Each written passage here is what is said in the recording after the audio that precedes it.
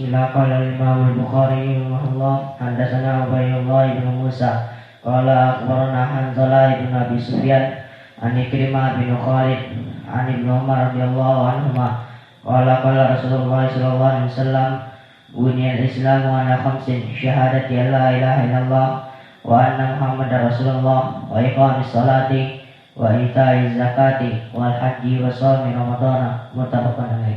Al-Fallas dan Sufyan Ats-Tsauri thiqah, dan Yakub ibnu Sufyan Al-Faswi mengatakan thiqatun ma'mun. Maka di sini rawi ini adalah rawi yang di derajat imam.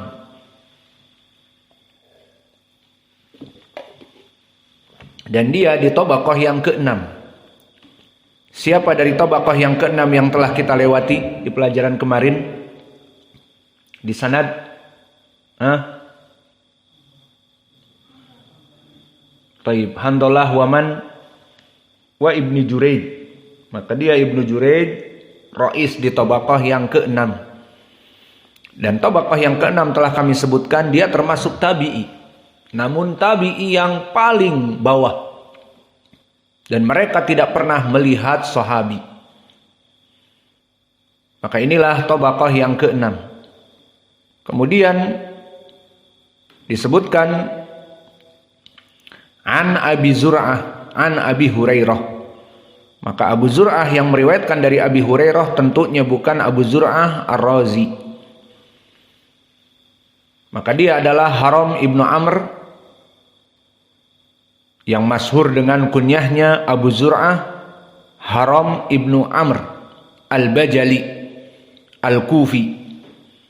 Maka di sini sanad-sanadnya kebanyakan dari ahlu Kufah. Dan Haram Abu Zur'ah hidup di tabaqah yang ketiga.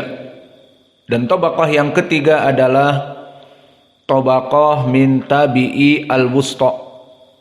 Telah kita lewati di sanad yang terdahulu siapa yang meriwayatkan dari sahabat kemarin? Ikrimah ibnu Khalid.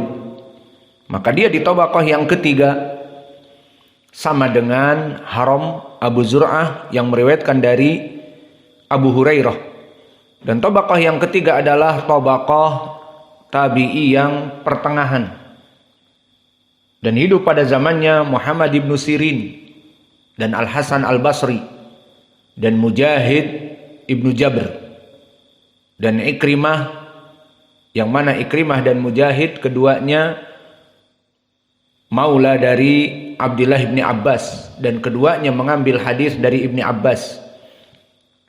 Maka inilah kedudukan tabaqah dari Abu Zur'ah Haram. Dan Abu Zur'ah Haram di sini dia rawi yang thiqah. Maka telah dithiqahkan oleh Abu Hatim Ar-Razi dan dithiqahkan oleh Ibnu Mandah dan Yahya ibnu Ma'in, dan berkata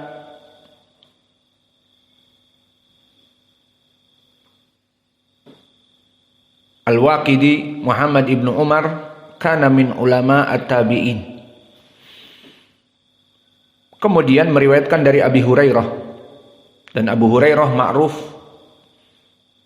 telah terdahulu penyebutannya dan mungkin tidak usah diulang karena hadis kita masih masuk kepada hadis yang panjang.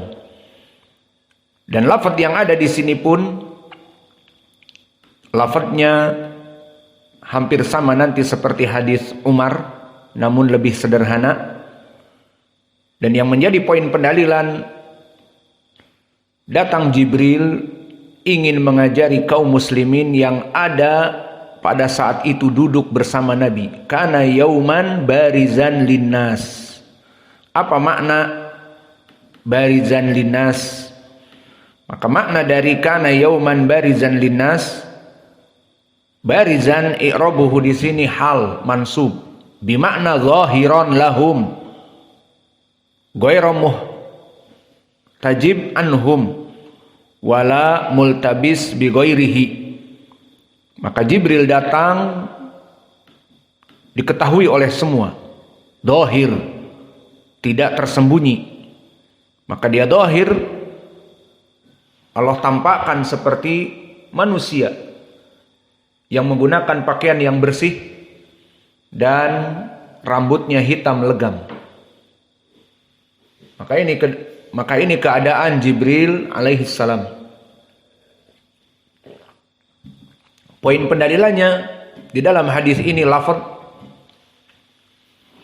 dia bertanya kepada Nabi, "Akhbirni anil Islam." Maka kabarkan kepadaku tentang rukun Islam. Disebutkan dari rukun Islam yang 5 yang ma'ruf adalah wasaumu Ramadan dan puasa Ramadan. Maka ini yang menjadi pendalilan kita bahwa dijadikan puasa Ramadan sebagai rukun Islam, sebagai asas dari Islam. Maka selesai wajah pendalilan dari hadis Abi Hurairah yang muttafaqun alaih. Maka sekarang kita masuk kepada hadis yang kelima ataupun hadis yang keenam yang diriwayatkan oleh Imam Muslim. Yang hadis ini panjang sehingga mungkin kita tidak butuh menjelaskan sanadnya. Telah kita lewati juga di syarah Muslim. Qala al-Imam Muslim rahimahullah, telah kita lewati di kajian Sahih Muslim. Berkata Imam Muslim rahimahullah, haddatsani Abu Khaythamah Zuhair ibnu Harb, haddatsana Waqi' an Kahmas an Abdullah ibni Buraidah an Yahya ibni Ya'mur. Apa makna ha? Huna tahwilus sanad, berpindah sanadnya kepada gurunya Imam Muslim yang baru. Setelah menyebutkan Yahya ibnu Ya'mur atau Ya'mar yang merupakan tabi'i, maka maknanya kembali kepada sanad gurunya Imam Muslim. Haddatsana Ubaidullah ibnu Mu'ad al-Ambari wa hada hadithuhu. Haddatsana Abi, haddatsana Kahmas an ibni Buraidah an Yahya ibni Ya'mur. Maka bertemu kembali dengan Yahya ibnu Ya'mur. Maka inilah dia asal dari sanad. Madarul hadis Yahya ibnu Ya'mur. Qala kana awal man qala fil qadar bil Basrah Ma'bad al-Juhani. Fangtalaqtu ana wa Humaid ibnu Abdurrahman al-Himyari hajain au mu'tamirain. Fakulna laulaqaina ahadan min ashabi Rasulillah sallallahu alaihi wasallam fasa'alnahu amma yaqulu haula fil qadar. Maknanya berkata Yahya ibnu Ya'mur, dan di sini yang mengisahkan hadis seorang tabi'i, dia mengatakan bahwa orang pertama yang berbicara tentang kebid'ahan al-qadar di Basrah, dan di sini menunjukkan Irak negara tempat fitnah. Irak tempat Qadariyun, tempat Al-Haruriyah ataupun Khawarij, dan juga tempat Syiah. Dan di zaman sekarang pun Irak menjadi tempat fitnah. Di zaman sekarang kelompok ISIS di sana, Al-Baghdadi, dan begitupun kelompok Syiah. Meskipun Al-Baghdadi tidak tinggal di Irak, namun nisbahnya kepadanya. Maka orang yang pertama kali berbicara tentang Al-Qadar di Basrah adalah Ma'bad al-Juhani. Maka aku bergegas bersama Humaid ibnu Abdurrahman al-Himyari, temannya, melaksanakan haji ataupun umroh, dan ingin meminta fatwa tentang permasalahan Ma'bad al-Juhani. Maka kami mengatakan, oh seandainya kami mendapati dari para sahabat Nabi. Ini menunjukkan bahwa ilmu salaf terus estafet. Di saat meninggal Nabi, ilmu dipegang oleh para sahabat. Meninggal para sahabat, ilmu dipegang oleh para tabi'in. Sekarang kisahnya para tabi'in di sini. Yahya ibnu Ya'mar mempunyai permasalahan, maka dia mencari siapa salafnya, para sahabat. Oh, seandainya kami bertemu dengan para sahabat Nabi, maka kami menanyakan permasalahan ini, apa yang dikatakan oleh mereka, orang-orang yang menafikan qadar. Fawufiqa lana, maknanya Allah memberikan taufik kepada kami dengan apa? Bertemu dengan para sahabat, terutama Abdullah ibnu Umar ibnu Khattab. Dakhilan al-masjid, yang mana dia masuk ke masjid.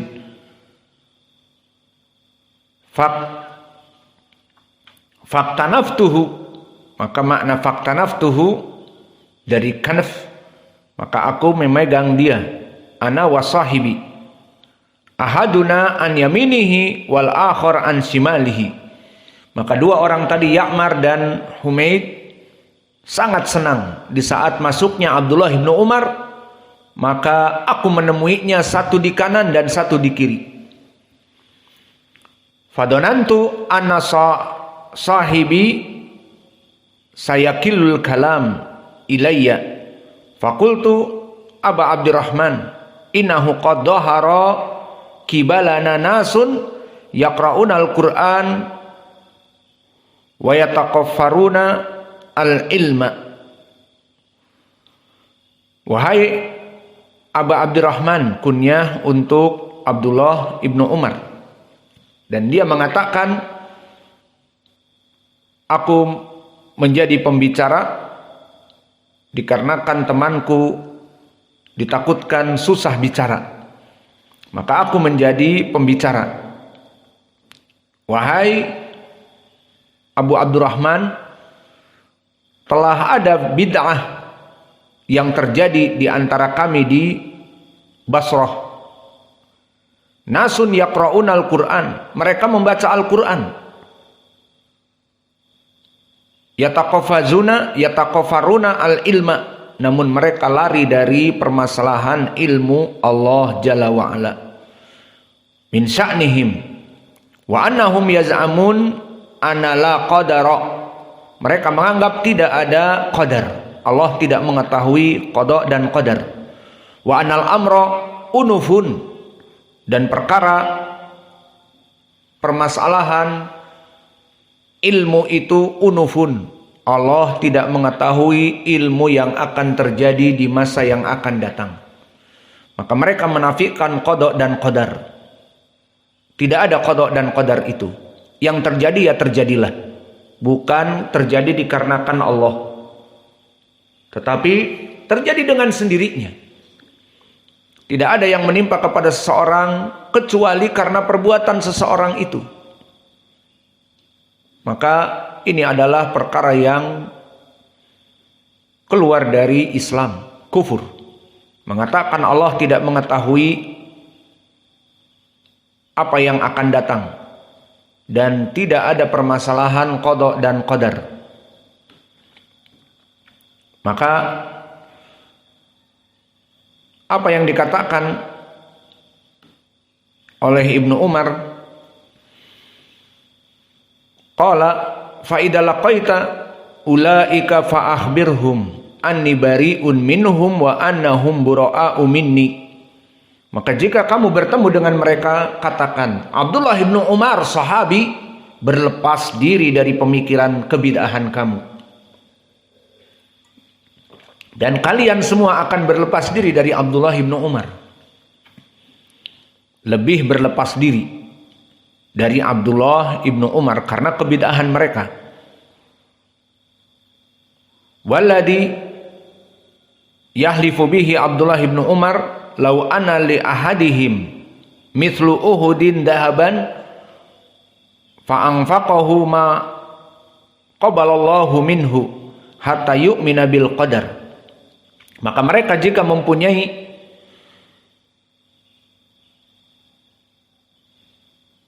seperti gunung Uhud dalam bentuk emas kemudian diinfakkan, Allah tidak akan pernah menerima mereka dari pahalanya. Menunjukkan apa? Bahwa mereka apa? Kafir. Karena orang kafir pahalanya tidak diterima. Seperti Allah berfirman, wa ma mana'ahum an tuqbala minhum nafaqatuhum illa annahum kafaru billahi wa birasulih. Orang-orang kufar Quraisy, pahala-pahala mereka tidak diterima meskipun mereka menjadi tuan rumah, menjadi penjamu duyuf dari Baitullah. Maka mereka menyediakan air-air minum dan akomodasi bagi orang-orang yang melaksanakan haji dan umrah. Dinafikan oleh Allah, tidak diterima amalan-amalan mereka. Dan juga Allah berfirman, matsalul ladina kafaru bi rabbihim a'maluhum karamadin istaddat bihir rih. Wa fi qiraa'ah hafaz rih, wa fi qiraa'ah wars an-nafi' ar-riyah. Fi yaumin asifin la yaqdiruna mimma kasabu ala syai' dzalika huwa dhalalul ba'id. Maka amalan dari orang-orang yang kafir bagaikan debu hasil pembakaran yang ditiup angin taufan. Ar-riyah, angin-angin taufan. Yang mana debu-debu itu bertaburan, berterbangan, tidak bisa diambil manfaatnya. Itulah amalan orang-orang yang kafir, tidak bisa diambil manfaatnya. Maka ini fatwa dari Ibnu Umar agar katakan kepada mereka, aku berlepas diri. Dan mereka telah kafir dengan dalil, jika mereka mempunyai emas seperti gunung Uhud dan menginfakkan, Allah tidak akan menerima infak mereka kecuali mereka bertobat tentunya. Kemudian setelah itu barulah dia meriwayatkan hadis dari Nabi, bukan dari hadisnya. Maka hadis yang marfu bukan dari Ibnu Umar, dari bapaknya. Maka oleh sebab itu di matan al-usul as-salasah dari Umar, inilah sanadnya. Haddatsani Abi Umar bin Al-Khattab qala bainama nahnu inda Rasulillah sallallahu alaihi wa ala alihi wasallam data yaumin ittala'a alaina rajulun syadidu bayadi thiyab syadidu sawadi sya'r la yura alaihi atharu safar wa la ya'rifuhu minna ahadun hatta jalasa ila nabi sallallahu alaihi wa ala alihi wasallam fa asnada rukbatayhi ila rukbatayhi wa wada'a kafayhi ala fakhidayhi wa qala ya Muhammad